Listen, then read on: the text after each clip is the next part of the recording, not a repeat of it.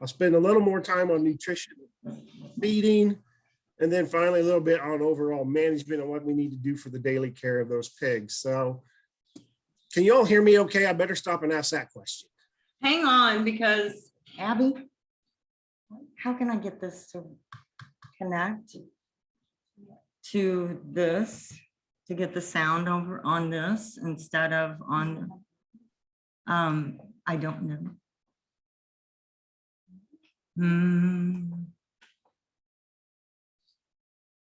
See, I've already done the remote receiver. No. Network. Okay. Wi-Fi? No, wireless? No. Okay. Okay. But I have, see, I brought another speaker up and I thought I would just be able to just plug it in and go, but it's not doing that. No, there's a way, there's some place on there you have to go and change your speaker over from the one that's on your computer to the external speaker. You see that anywhere?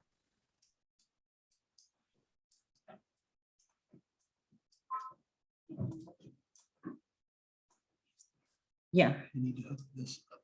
Well, the sound is coming out of the, Oh, is it? yeah, out of this, out of the camera. I know. I turned it on. Yeah, it's on. I can't click on that at all. Control panel lock now. Can you guys hear over there on that side? Okay, we're just gonna go with what we've got. I'll try to speak a little louder. Hopefully that comes through. I can hear you, Nancy. I can hear you very well. So, Okay. But I'm in an office by myself. So, Okay. So, And I'm trying like to get rid of the screen that I've got on the menu.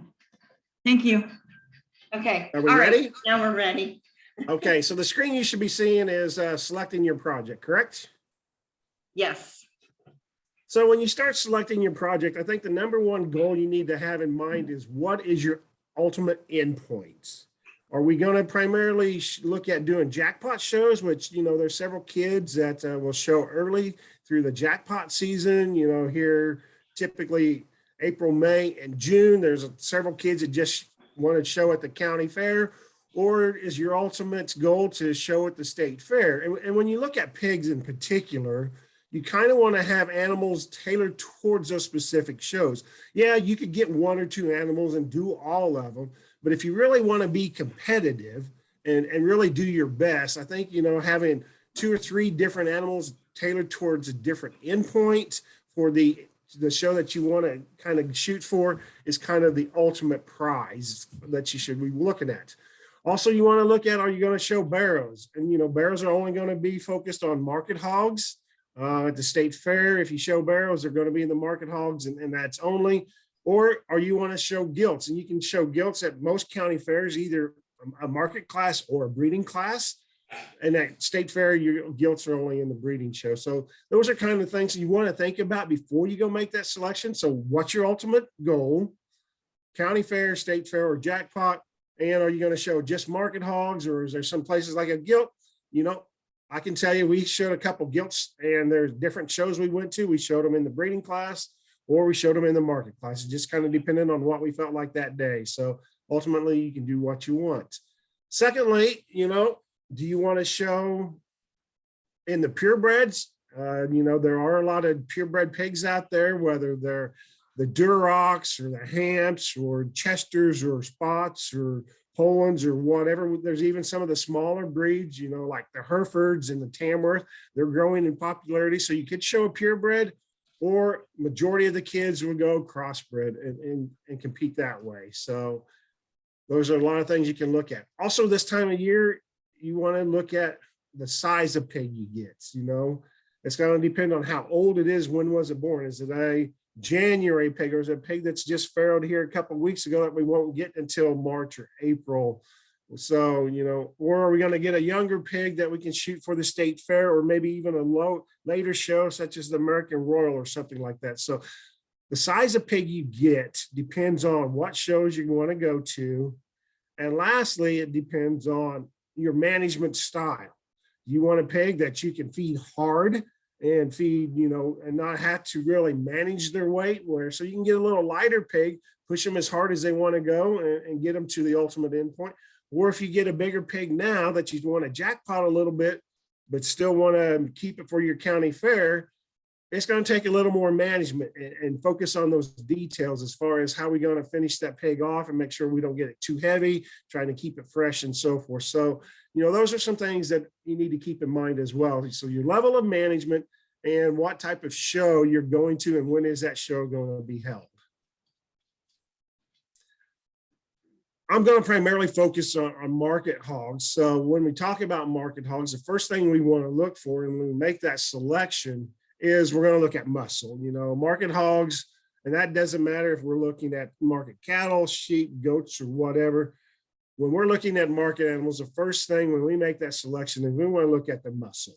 So we want to look at that top shape. Is that top shape, if you look at that little white pig up here in the upper right corner, you can see that little groove down the back. That's showing that that pig's got a lot of muscle to him, that he's got that grooved top. He's wanting to pop that loin out over the top. And so that's a really good indicator that that pig's heavily muscled. We also want to look at ham expression. And you can see here, and these are some pretty extremes. This is a picture I took offline where there's 3 different pigs here where we're looking at the back of view of those animals. But the one on the left, that white pig, you can see is way more heavily expressive in its muscle expression through the ham than the pig in the middle or the spot pig on the right. And so that just, I mean, those are 3 extremes. And typically that pig on the right, that's very, very light muscle, we're not going to want to select that pig at all because, you know, he's already starting behind the 8 ball. And then last but not least, especially on these smaller pigs, when we're looking at, you know, buying these 30 to 40, 50 pound pigs, we can get a lot about look at these pigs on their base width. And what we mean by base width, we kind of want to look at from the front and the rear, but a good viewpoint is from the front is how wide are those pigs standing? How much space is between those front legs? How width is that? How wide is that chest floor? And we can do the same thing as if we look from behind. How far apart are their legs standing and so forth? The wider that pig is, that's an indication that that pig's got a lot more muscle expression and a lot more muscle definition to them than a pig that's really standing narrow base. But muscling is extremely important. Next, we want to look at structural correctness. Structural correctness, especially on little pigs, is kind of hard to evaluate at times. And depending on your producer, where you get them, or if they're in a sale, or if you buy them online, I know there's a lot of kids that buy pigs online. You kind of need to, it's hard to evaluate structure, but we want to be able to make sure that that pig is as sound as he possibly can be.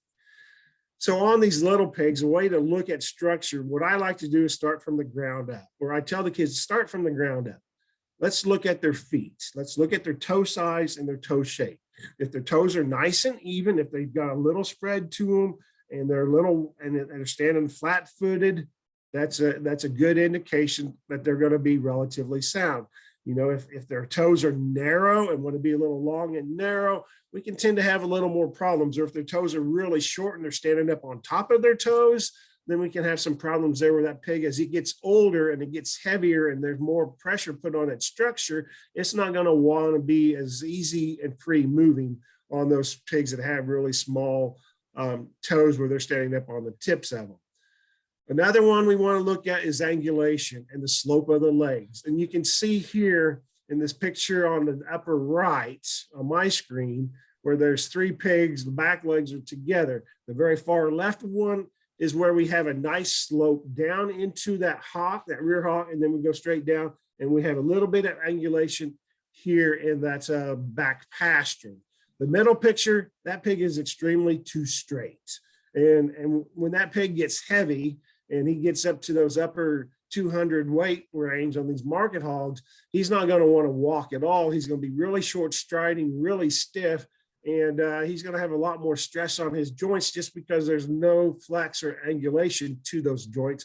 And then we have the pig over here on the right that's got those blue spots up there on the ham.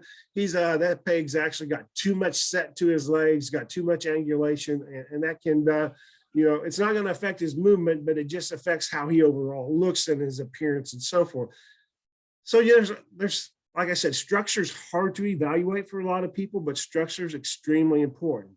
Here's this one pig over here that you can see that's below that set of 3. That pig in that picture is extremely straight in his overall structure. So if you saw that pig walking, he would be really short striding. He would look like he's really restricted, walking out on toes or kind of out on stilts a little bit and just not free and easy. And so we want what we call that looseness of movements, where, it looks like they're just able to walk across the show ring, walk out there in their pen or wherever you have them, and they're free and easy, and they're just walking like you and I would normally walk when we're out doing our normal activity. So that looseness of movement, or how easy and free they're striding, how long of a stride do they take, that's a key to look at all these pigs. So, if you go and look at these pigs in person, try to have the owner or yourself get in the pen, get them out on the move. Don't run them. It's hard to evaluate pigs when they're on the run, but if they would take a nice little walk around the pen or whatever, that makes it easy to determine how free and easy they move. Next thing we look for is we want to look at volume. And when we talk about volume is a 3-dimensional measurement. So we want to look at how deep-sided are they, how much depth of rib they have. We want to look at how much spring of rib they have. And then we go back and we want to look at how wide chested. So, it's how deep, how long, and how wide. And that's a good way to look at all these pigs. Nowadays, they want these pigs to have as much volume as we possibly can. Because more volume, a bigger stomach means that those pigs are going to be a little easier performing, a little more efficient in their gain and performance and overall, and so forth. And again, here's this pig here that's got that blue butted pig. Is really a deep, soggy pig. And when you look at him from the side, you can also see in that picture he's got some spring of rib that you can kind of see here where he's got. And I bet when you look at him from the front, which we don't have it, but I bet he's wide chested. Whereas down here, that pig in the curtain, in front of a curtain, this is a pig that it's kind of an older style pig, a pig that when I was shown, this is kind of what they wanted to show, where they were really heavy muscled, but they were what we call tighter ribbed, a little more streamlined in their makeup, where they just didn't have all that overall depth of body. And they were a little harder performing pig that wasn't as efficient. So we want to kind of stay away from those pigs, and we want to select pigs that's got a lot more body or belly to them and so forth. We can get to the extreme as well, but we want a nice balance on that. Now, the last thing we want to look at is what we term as balance.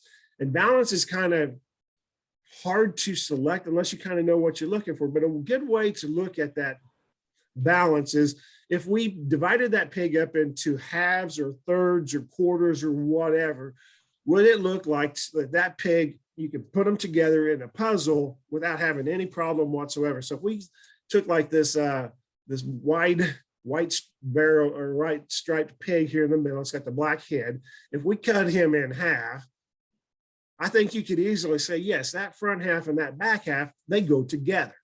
Or if we cut them up into thirds, cut them here behind the shoulders and the hams, he still pieces together very well. So this pig here is extremely well balanced. We want to look at that levelness of top. How level are they? We want a nice high tail set on that pig. And that pig there is extremely high tail set. And then we also want to look at that design of that neck and the design of that head when we look at these pigs. We want a pig that has its head coming that's tied in really high and tight in that neck and shoulder area, and it extends that head up and holds that head up really nice and extended and has a nice attractive profile. And so balance is basically, how does that pig appear overall to you with the eye appeal? And those are some things we kind of want to look for when it comes to selecting that pig. So are there any questions on that selection process? Because selection is the whole key to a successful project. If you get a pig that's, is light muscled, or a pig that's structurally incorrect or doesn't have the volume, you're kind of starting behind the 8 ball from the get-go. So selecting a good project makes that project that much more fun in the end than starting with the pig that maybe has some problems up front. So are there any questions on selection? Anybody? Nope, I guess we're good to go. And a lot of times when you go, if you're going to a producer that sells show pigs or, an auction or wherever, a lot of time the producers or the people that's coordinating those will give you some pointers and tell you, here's some pigs they kind of like, the pigs that they kind of, suggest and so forth. So most of them will be free and honest with you and help you make those selections, especially for those beginners.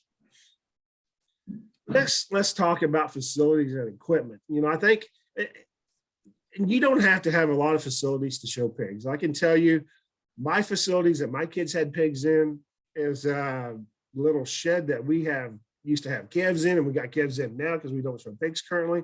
And we just divided the pen in half for our pigs, and it wasn't anything fancy at all. But you need a barn or a shed, excuse me, that especially this time of year, if you've got these pigs and they're little, those 25, 30, 40-pound pigs, we want something that's going to be warm and it's going to be free of any draft or any breeze and so forth. So it's really important to have a place that provides shelter for these pigs. Early on, we don't need a lot of space for these smaller pigs, but as that pig grows and matures into kind of the market hog we're looking for, that 200 to 250, 60-pound market hog, we want to be sure to have about a 16 to 20 square foot. So a nice pen, is like a 4x6 minimum, that's a little more, that's like a 20 square foot. I can tell you our pens were 4x8 for our show pigs, and it worked out perfect. Yeah, when they're little, it's a lot of space, but when they're big, they still can turn around. There's plenty of room to lay down and so forth. So we want to provide enough space for our show pigs that, they can stay and be comfortable. We always want to keep our pens as clean and as dry as possible. Especially during the cooler weather, we want them dry and so forth, just so we can keep that pig warmer. When the summer, if it gets hot, yeah, we can wet the bedding down, but if we don't want to just make it a mud pen or keep it super wet, because that's going to impact our skin and hair condition and so forth. So we want a nice, and we want to be sure we have a pen that we can clean at least every other day or every 3 days or on a daily basis. When we have pigs, we're cleaning that pen twice a day, morning and night when we're feeding that pig. So I think it's important to keep that animal clean. It's going to make the overall appearance of that animal better in the long term. And last but not least, we need to provide some shade and ventilation when it gets warmer weather and gets hot. So, I think, this time of year we can bed with straw because that's going to be really good on heat retention for those animals when they need that warmth. But when it gets warmer, starting there in May, June, and July, we probably want to stay away from the straw because that's going to trap the heat in and move more towards like a sawdust or a sand type bedding where we can, that bedding keeps that animal cooler. We can wet it a little bit, and we can also have that animal in out of the sun. If we are showing white pigs, we definitely want to keep them in out of the sun as much as possible because they have the propensity to sunburn. And if you get pigs that sunburn, they're just like we as people, their skin's going to blister and they're going to start peeling, and it's bad on their hair coat and bad on their skin coat. And so we want to prevent sunburn as much as possible. If we're showing pigs that have color, those Duroc type pigs or those Hamp pigs or the spots that's got those, or the Burks or whatever, we do need to provide some sun at times. And the reason we want to have a little access to sun is we can darken their skin up, we can darken their hair up, and it's going to give them a better overall show appearance. So it's all right to have a little bit of sun, or at least walk them in the sun and keep them in the sun for an hour or two during the summer, just to improve the color of their skin and hair coat on those dark-hided, dark-haired pigs. Next, health status. And I think the biggest thing on health that I want to stress, and I think especially for new families that's getting started, is to find you a good veterinarian that you can call and ask to, if you ever have any problems with your pig. You need to have that good relationship with your vet where they understand what you are doing as a family and as a 4-H member that's in the swine project, that they can answer some of your questions and provide you with some assistance on the health status, or if your pigs get sick or something. And I'm going to say, a lot of times, if pigs are relatively healthy animals and we don't have a lot of problems, but you want to check your pigs daily. You want to see, are they coughing? Are they not eating? Do they act lethargic? I mean, and that could be some signs of some health problems, and especially if they're coughing, you may need to give them some medication. And that's why you need to have that good relationship with the veterinarian where you can he can help diagnose any potential problems. Probably the one thing on the health status that's as good as anything throughout the time that you're raising pigs and getting them ready for show is we want to treat them for internal and external parasites on a regular basis. So we want to deworm. We want to make sure we, keep them healthy. If we keep them dewormed, and some of these pigs that are on dirt will have a greater propensity or a greater opportunity to have some worm problems.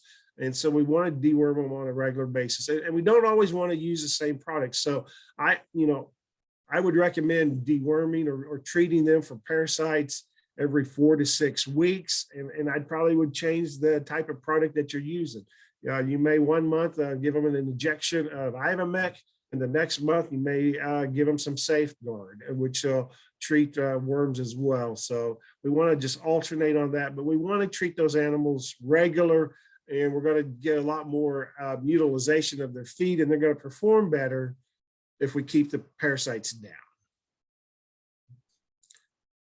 We're going to switch a little bit of gears and talk about swine nutrition and a little bit on nutrients and the requirements that these pigs have. I'll be the first to tell you, there's a lot of different ways we can feed pigs and different things, but I think it's important to kind of understand what are the nutrients we're looking at to feed those animals and why we need it.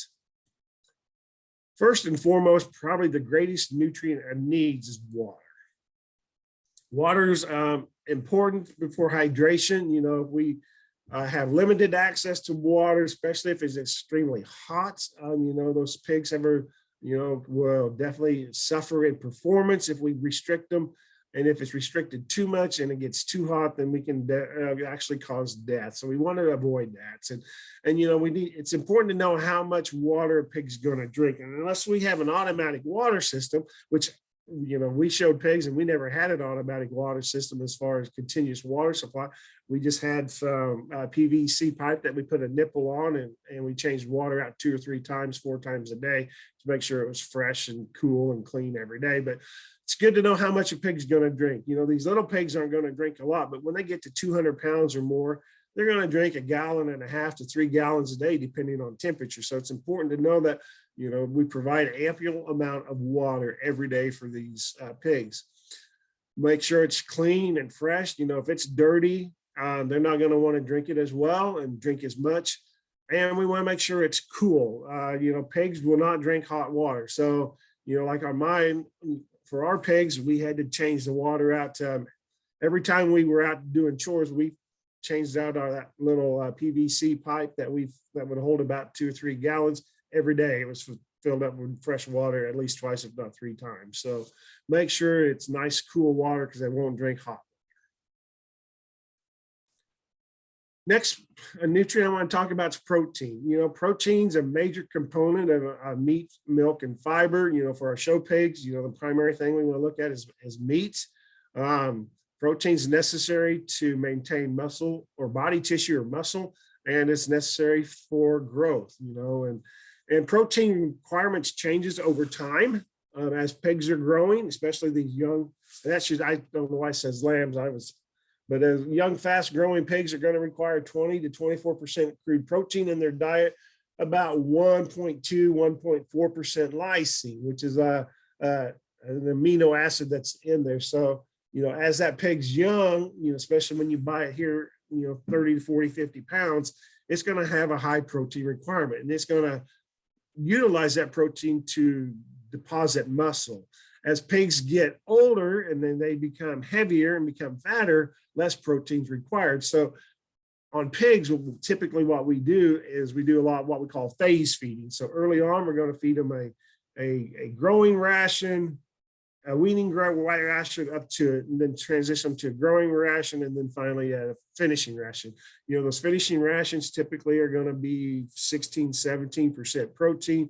And we're starting out with probably 22, 24%. So we're going to lessen protein as those pigs get bigger because they don't need it. And we can cheapen up our feed a little bit by doing that.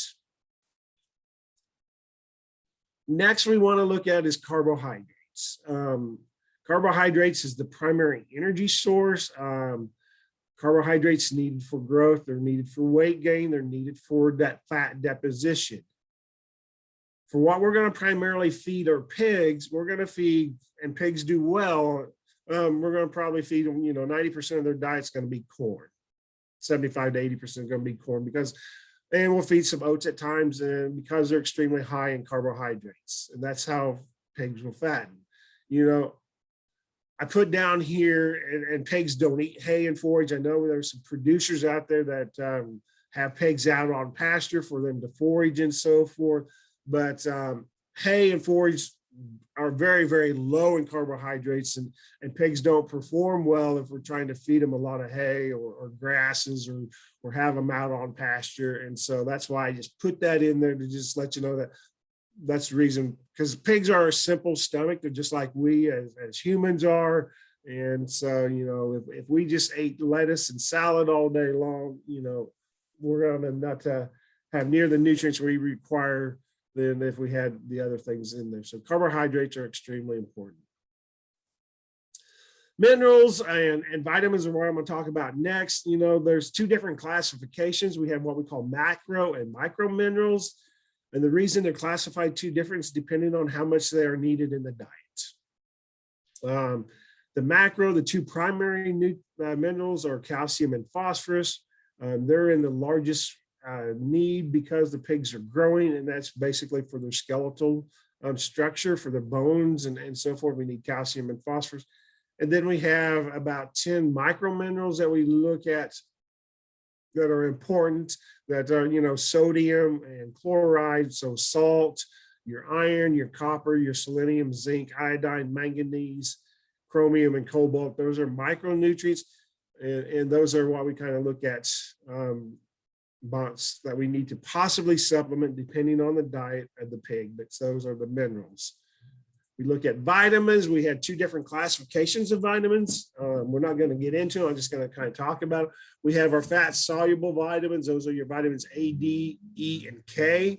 That means those are vitamins that are utilized with the presence of fat. They're fat soluble. And then we have our water solubles. These are your B vitamins, which is riboflavin, niacin, pantothenic acid, choline, biotin, B12, B6, thiamine, folic acid, and so forth. And so we have vitamins as well. The reason vitamins and minerals are so important is they have a lot of impact on the structural mechanisms required that the pigs require, and the metabolic functions that they do and so forth. So we want to be sure that we're providing a good vitamin and mineral package to those animals to make sure that everything's functioning properly. Typically, though we are adding these to be in the diets because, the largest component of a swine diet is going to be corn soybean meal. And a lot of times those can be either deficient in some of those vitamins and minerals, and we just need to add to them and so forth. So there's two different types of feeds that you can have. We have the commercial mixes, those mixes that are already made and already balanced according to what the animal needs. And they have the appropriate amount of vitamins and minerals added to those mixes, or your custom mixes. And typically on a custom mix, you can buy a vitamin and mineral pack that you can add to your custom mix, just to make sure that we provide what the animal's needing to meet their nutritional needs. There's a couple of different kinds of pig feeds. We had the commercial pre-made mixes. Like I said, these are, complete feeds. They're balanced for the different growing phases. MFA has those. Mormons have those, which is Showtech. There's Linders out there. There's Sunglow. There's a lot of different feed companies that sell commercial pre-made feeds, especially for the show pig industry. And so they're already completely formulated and balanced for the different growing stages of that pig. The one thing I want to let you know about those is they are typically quite a bit higher in cost than if you created your own custom mix. You know, typically a custom mix is going to be a corn soybean meal base, and then we need to add the extra stuff in there in order to balance the diet. So we may need to add, you know, some calcium and phosphorus and have a vitamin and mineral pre-packed or package that we can add there to balance that as well. So the thing on custom mixes, and it depends on how much you're going to feed and what your family budgets are and different things like that. Typically on custom mixes, you're going to have a minimum of 1,000 pounds or so.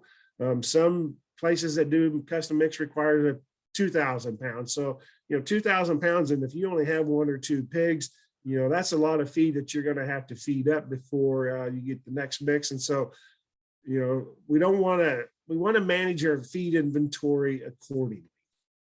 And so if you just have a couple pigs, a commercial pre-made mix where you can buy feed every week or every 2 weeks, I wouldn't go any longer than I wouldn't buy feed that you would store for 3 or 4 weeks, because especially in the summer, that pig feed is going to get a little staler, and the pigs aren't going to eat it as well and perform as well if it's moldy or stale and so forth. So you want to keep your feed fresh. When we showed pigs, we just showed a couple pigs, and we went with the commercial pre-made mix on a personal level. Now for our cattle, I have a custom mix because we're showing a lot more cattle than we are on pigs. So I would just buy 2 weeks of feed at a time from our local dealer. And that's how we did our show pig mix, just to make sure we had good fresh feed. We have different types of feed as well. We have, you know, typically a pelleted feed or what we have textured feed. And most of the time, this changes with the different growing phases of your pigs. A lot of times the complete feeds, especially for those little pigs, those weaning diets are going to be a pelleted feed that's 100% balanced for their needs. And then as those pigs get bigger and we transition them to a more of a finishing type diet, a diet that's a little higher in carbs, maybe a little higher in fats, a little lower in protein, we can switch them over to a textured feed. I like textured feeds on the bigger pigs just because we can do some more with body fill, gut fill on those animals and so forth. Whereas a pelleted feed, you know, it's kind of already all ground up, nice and fine, and put into pellets. So, and you can go either one. It really doesn't matter. Whatever kind of fits your all's program works the best. I get a question a lot is, what about using Paline? And Paline, for those that aren't familiar with it, Paline is readily available. It is approved to be used to fed to pigs. Paline, it's actually called ractopamine, and it's a product that is used to increase the amount of muscling in pigs. It will also increase their leanness. So if we get our pigs a little heavy and they want to get a little flatter in their appearance where we're not having a lot of muscle definition, then I would say, yes, let's feed a little Paline and we'll be okay. And we can reduce some amount of fat and increase the amount of muscling. There are a couple things we want to be cautious about. Long-term feeding of Paline can have an impact on structural soundness, and it can also increase the amount of stress in a pig. So if we've got some pigs that we know are a little more high-strung or a little more stressful, we probably want to avoid using Paline because we can have some problems with that. On the label for Paline is to feed for the last 45 to 90 pounds of gain, and it needs to be fed to pigs weighing more than 150 pounds. So basically that means we don't want to have pigs on Paline the whole time that we're showing them. I know there's people that have done that, and that's something that is being done off label, and it's not appropriate to do that. And so we only want to, typically we're going to use Paline the last 2 or 3, 4 weeks where we finish them up there. If we need to touch them up and get a little more muscle definition on those pigs, if they're extremely heavy or not. But a word of caution is once you start feeding Paline, you need to continue it until the day you show them, because what happens is once you pull them off of Paline, that muscle is going to go through some atrophy. Basically, we're going to decrease back to the normal muscle expression of that pig, where we're not enhancing it, and will actually, that pig will lose its muscle tissue when we remove them off of Paylean. So once you start, you want to continue until show day. And so that's why I say typically the last 2 to 3, 4 weeks, they need to, if you're going to have any impact whatsoever, there's a minimum of probably 2 weeks to have any impacts on that pig. So, 14 days, that means that last 25 to 30 pounds of gain is where we can actually see some benefits from Paylean if we need to. In the swine industry, especially on the show pig industry, on any show animal industry, on the feed side, there's a lot of feed additives, and you can be inundated with the different amount of feed additives that are available. And I'll be the first to tell you, I'm not a feed salesman, and I don't pretend to be. And a lot of times I don't even recommend feed additives. I think, with a good diet and with the right pig or right lamb, goat, or steer, or whatever you're showing, with the right animal that you select, taken well care of, and you feed them every day, a good diet, typically we don't need a lot of feed additives. But there may be some moments where we could buy something and have some benefits. A lot of these feed additives are tailored towards having an impact on their structure. So there may be some glucosamine or some different things in there to look at making that pig, if it gets a little stiff, it gets a little heavy, and the joints are getting a little where it doesn't want to be as free and easy movement, we could feed some of that. Or a lot of these are having some biologicals or some different yeast and stuff that have an impact on gut health. There's a lot of feed additives that impact the hydration and the amount of water being absorbed by the diff cells and so forth. There's feed additives for muscling or for fat, And I think overall, they have a place possibly, but I wonder, sometimes I wonder about the true effectiveness, especially when you start looking at, if you put a cost factor into that and putting a pencil to it, how cost effective are those feed additives on those pigs? So I think it just depends on what the pigs are and how we take care of them. Next, let's talk about some guidelines on how we feed those pigs. So we've talked about, what the different nutrients that those pigs require. We talked about the different types of feed and so forth. And so I think a lot depends on commercial feed or custom mix, and a lot depends on how many. I don't know why I put sheep or goats. I think it was, I was working on this and I had a kid call me about their goat project or lamb project, excuse me. So I was typed that in there instead of pigs, but a lot depends on how many pigs you're going to feed. If you're going to have, just 1 or 2, 3 pigs, I'd probably, lean more towards a commercial custom made mix. I mean, a commercial pre-made mix. Whereas if we're going to feed 10 or 12, custom mix to cheapen up the cost, those may be some viable options.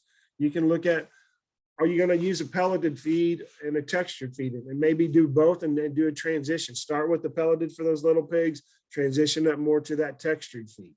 The key is we want to keep that feed fresh. We don't want to have enough feed on hand that's going to last for more than 2 weeks during the summer months. Because after 2 weeks, I can tell you from personal experience, that feed's going to get stale. It could get moldy, and the pigs aren't going to eat it as well. So no more than 2 weeks of feed on hand during the summer months. When it's nice and cool right now, you can go probably 3 or 4 weeks and be okay. Another thing is, your pigs are going to eat 2 to 4% of their body weight. And that kind of can help you. A 100-pound pig's going to eat 4 or 5 pounds a day. And so a 50-pound bag on a 100-pound pig is going to last, 7, 8, 10 days. So that kind of tells you how much you need to feed on hand. Another thing I strongly, strongly recommend is, as pigs get bigger, we probably want to start managing each pig on an individual level instead of group management. As little pigs, we can do some group management and be okay. But once those pigs get to 120, 150 pounds, each pig's different. And I'm going to say, let's start feeding those pigs individually. Let's separate them and keep them accordingly individual, because, we may have a pig that's a little leaner, a little harder, that we may need to add a little more fat, a little more carbohydrates to, or if we got a pig that's a little easier doing and one that's wanting to get a little too heavy, then boom, we can pull off some of that energy, add some some fibrous type products and slow them down and so forth. So I think managing show pigs individually is the best way to go, especially when they get into those mid weights, getting ready to make that final push. When you make, as you're feeding your pig, you want to make gradual changes to that pig's diet. And, if we start with, a diet that's 22, 24%, and we will feed them that way all the way up to at least 75, 80 pounds, and then we transition them, during that transition for 3 or 4 days, we want to do some mixture of that, say we go from that pelleted feeds 22%, we're going to move them to a 19 or 20%. We want to do a transition where we're mixing it 50-50 for 2 or 3, 4 days and gradually switch them over where we don't cause as much digestive upset, where you just go cold turkey from 22% down to 18, down to 15, for example. So we want to do some transitions.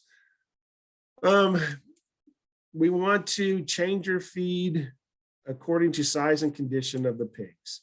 So if we're seeing if our pigs are growing really fast and are going to be a little on the big side, so they're getting too fat or they're getting too heavy, we want to reduce the amount of grain, so how much corn they're getting, and we want to add fiber sources. And so, some of those good fiber sources are rolled oats, or what they call groats, or, beet pulp.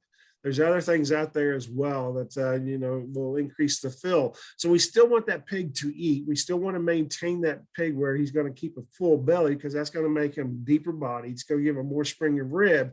We just don't want to, we want to just change the diet composition where, they're not going to digest as much. They're going to pass more through their system, and that animal is going to slow down his growth or fat deposition. So, we fed a lot of beet pulp to our pigs when we were shown there at the end, because they were at the market, they were weighing 270, 280 pounds, and we still had a week or so to go. So most of their diet was beet pulp, and we used kaboom, which we were feeding to our cattle, which is basically ground corn cobs with molasses, and the pigs ate them, but they weren't getting a lot out of it, but they were staying full. So, and we kept their body, their depth of rib and spring of rib, because we gave them a high fiber diet.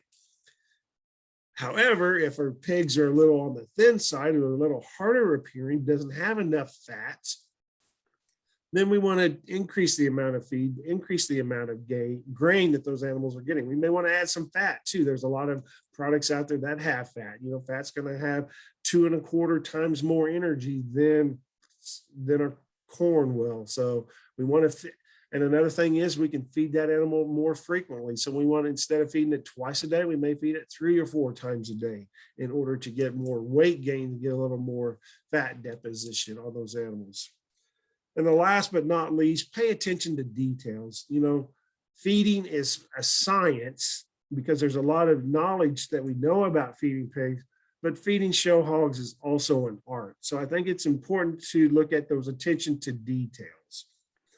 And I'm a stickler on details. And I think, feeding time, when you feed your pigs, you want to get a schedule, feed them on a schedule that fits your schedule, but you want to maintain that schedule. So for example, you feed your pigs at 7 o'clock in the morning and feed them 7 o'clock at night. You stick to it. Yeah, you can alter and maybe, tonight I need to do it at 6, and then maybe change it and so forth. But the thing is pigs are creatures of habit, and they perform well. The digestive system acts accordingly. And so on these show pigs, where we're trying to maximize their performance or optimize their performance, we want to make sure they're on a schedule at all times. So you don't want to feed them one morning at 5 and the next morning at 10, and then go back to 7 and 9. And you want to pretty much stick as close to a routine as possible. Another thing is, let's look at the pig's manure. The pig's manure is going to tell you how that digestive system is working on that animal. If it's nice and firm, but not super solid, it's a nice consistency, but we know that animal's got a healthy gut, that animal's performing well and is optimizing performance. If that manure is really loose and almost scoury or diarrhea type, then we know we got an upset stomach. We may have need to alter some of their stuff and their feed ration and so forth. So let's look at that pig's manure. And last but not least, especially as we're feeding these animals on an individual basis, let's look at how much feed are they leaving. You know, early on, when these pigs are little, you can have continuous feed in front of them and be okay. As they get bigger and closer to our ideal market weight and show weight, you know, when they're 180, 200 pounds, I would probably start being on limiting them and feeding them a certain amount. Then I can kind of control how that pig's performing depending on what my goal is. But we can look at, is that pig leaving any extra feed? You know, is it not eating at all and so forth? So that can tell you how that animal's doing and so forth. So attention to details will go a long ways in the overall performance of your animal. A good thing is, especially on pigs, I think it's important to be able to have a way to weigh those pigs on a regular basis. Like I said earlier, every pig is different. I mean, you can have pigs that are litter mates and they're going to still perform different. And so we want to be sure that we weigh those pigs on a regular basis. You know, early on, we probably don't need to weigh them more than once every 2, 3, 4 weeks. But as we get closer to the show, as we get closer to our ultimate end goal point, we probably want to weigh them at least once a week, if not twice a week. We also want to weigh them on a certain day. If we're going to go weekly, let's say I'm going to weigh them on Sunday, and I'm going to weigh them every Sunday through, you know, May, June, and July, just so I can monitor how my pigs are doing. We want to weigh them at the same time or at the same condition. I'm going to say let's weigh them after you feed them. The reason being, you're going to show your pigs full anyway. You want to have that nice full appearance when you show your pigs. So let's weigh those pigs after you feed them, and then that gives you a good point of where you are. And record the weights and write them down and keep that in a herdsmanship book, and you can kind of monitor that. So that means to weigh pigs, you need some form of scale, correct? And not everyone has scales. And so what do we do if we don't have scales? Well, most of us can get what they call that clothing tape, or some type of that tape that we can, you know, that people use to measure clothing, and we can use that.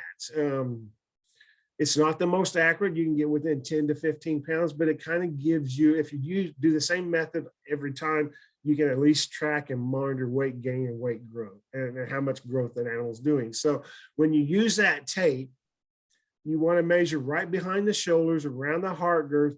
And so you start at the top of the shoulder, you go right behind that shoulder, down behind the elbow pockets, under the chest floor, and back up to the top. And we want to get a circumference on that pig. So we go right behind that front leg all the way around. And here's just a little table to kind of show what it is. Like I said, it's accurate to about 10 to 15 pounds. This is some data that Kansas State did to measure that.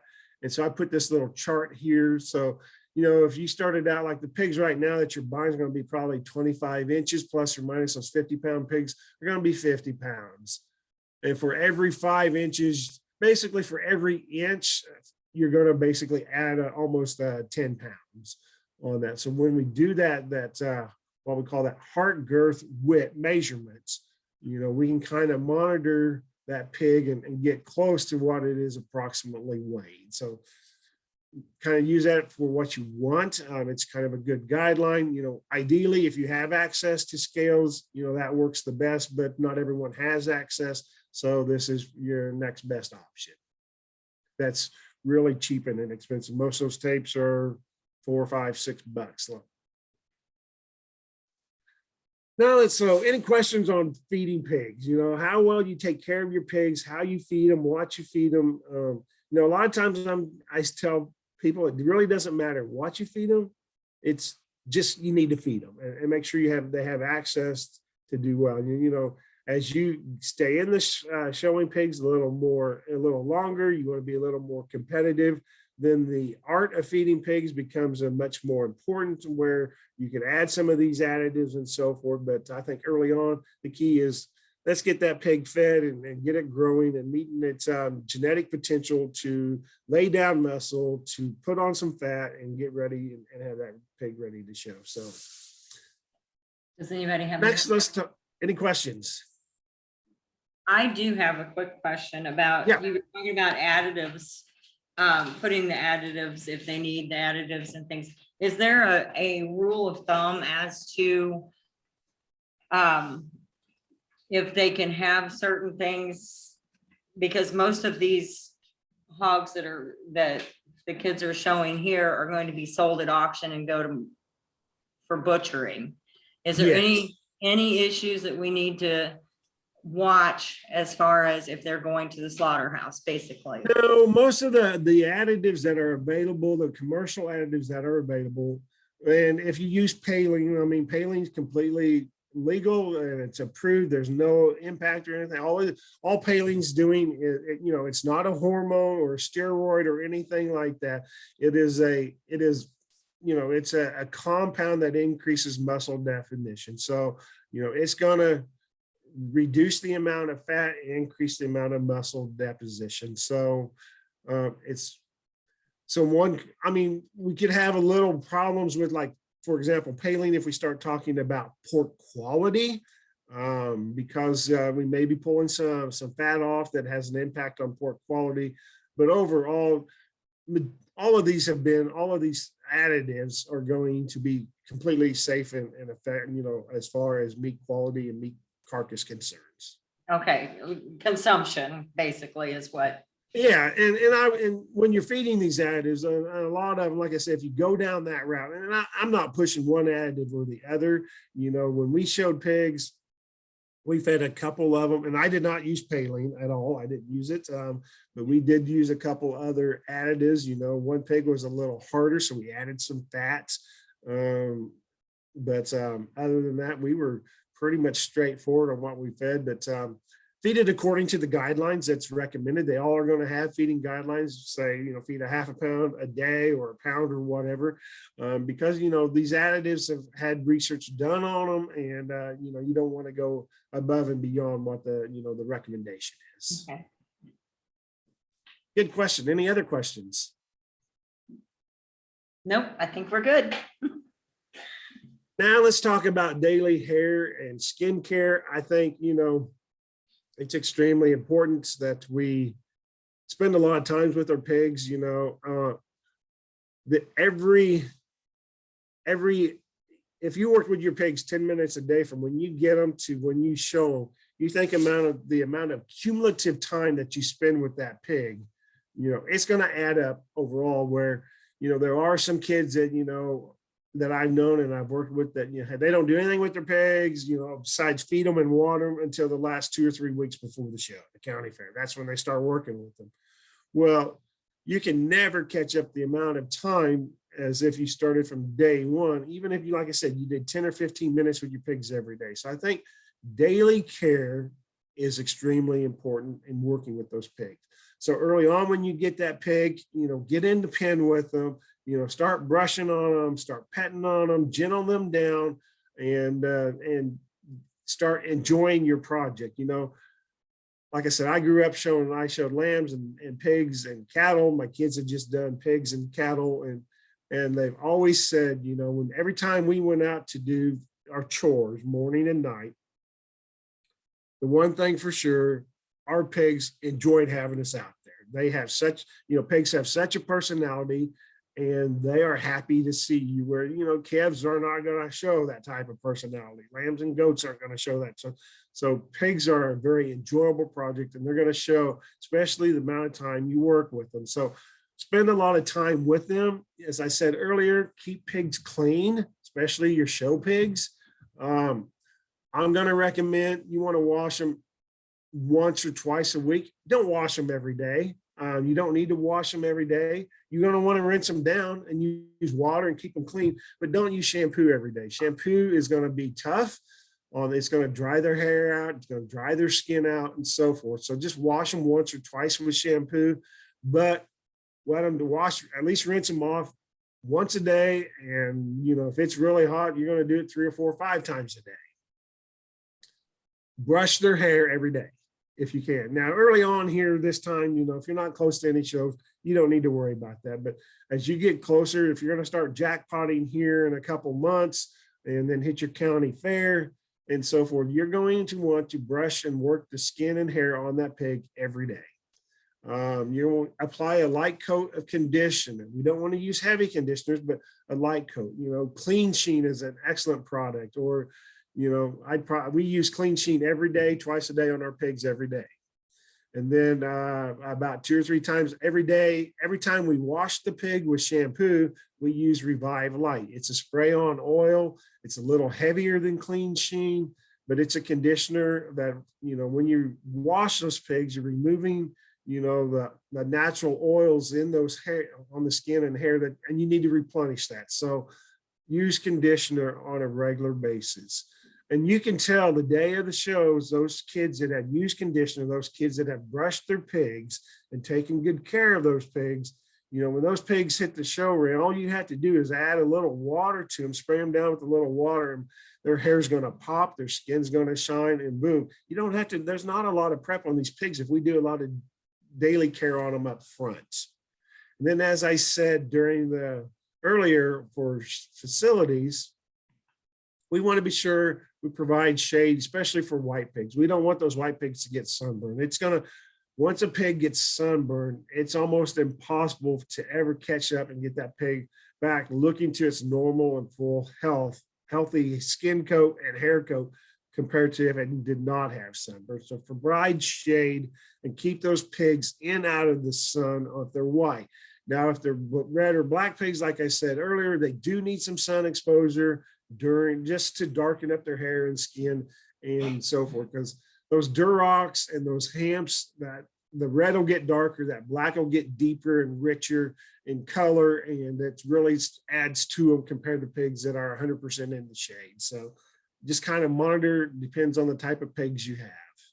But daily care, I can't stress enough, daily care is as important as anything. Another thing is, and we're getting close here to kind of winding down here. I've been going for about an hour, so I told Nancy I wouldn't go much longer. That is, we need to exercise those pigs. It needs to be done on a daily basis. Probably once those pigs reach 120, 150 pounds, we need to walk those pigs. We need to do it at least once a day, if not twice a day. Those pigs are going to be kind of more in the confined area, and we want to get them out and walk them. Start walking them in just a small area and gradually increase the amount of space you have. But it's going to help improve their muscle deposition. It's going to help reduce fat deposition. It's going to give them a harder, more fit appearance. It's going to keep that pig fresher looking than if we just keep them in their pen where we're not walking them and so forth. You're going to want to do it for several minutes a day, a minimum of 10 to 15 minutes each time. Like I said, I would recommend morning and night, especially on these pigs that are weighing, in that mid 200 pounds going to the show. We're going to walk. I want to keep them walking on a regular basis. Then increase the amount of time as they grow and as the show approaches. You're going to be able to tell the pigs and the kids that have worked with their animals that compared to those that have not. I'm sure you've also been to shows where you've seen some kids out there, they've got their pigs, basically they can walk them in a straight line back and forth, and that pig never misses a beat. And these other kids, they walk into the show ring and they're chasing their pig from the day one because that pig's never stopped running from the get-go. Well, guess what? That pig that's running, that judge does not have an opportunity to get a good, fair evaluation compared to that pig that kid is driving straight down the center of that ring right in front of the judge. So exercise that pig and get them trained to walk. And last but not least, showmanship, and showmanship starts at home.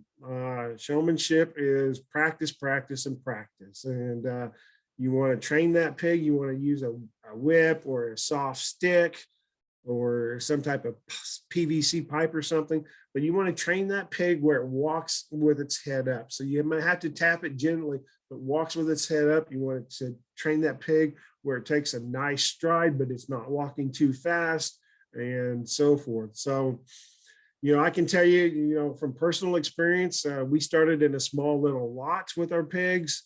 And then by the time we were done and getting ready for show, my kids were walking our pigs out in the cattle pasture with the cows and they were walking them a quarter to half a mile every day.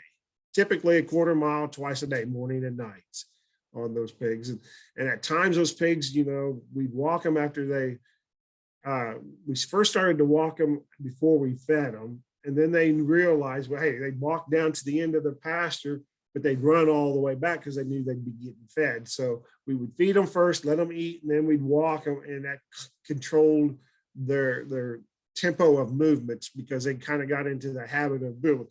I'll walk down and run back because I know I can get my feed quicker. So you kind of want to watch and see how your pigs react, but walk them and teach them to walk with their head high. And you don't want to teach them to where they run. So you want a nice, easy, comfortable stride.